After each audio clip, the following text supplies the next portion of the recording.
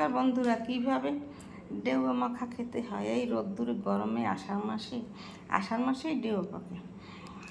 এই ফলটা কে কে খেয়েছেন, কে কে খান নাই কমেন্ট করে জানেন। ডেউয়া মাখা খেয়েছেন কখনো? দেখেন, আমি ডেউয়া মাখতে এখানে চিনি নিয়েছি, লবণ নিয়েছি, হলুদ, তেল আর শুকনো মরিচ। এখন এটাকে মাখবো। আমার ডেউয়া মাখা তৈরি হয়ে গেছে। এইভাবে আপনারা মেখে খেয়ে দেখবেন, খেতে খুব সুস্বাদু লাগে। প্রচণ্ড গরম, রৌদ্রের তাপ, খেলে দুপুরবেলা খুব মন প্রাণ জুড়ে যাবে খেতে পারলে। আপনারা কে কে খেয়েছেন, কে কে খান নাই কমেন্ট করে জানাবেন।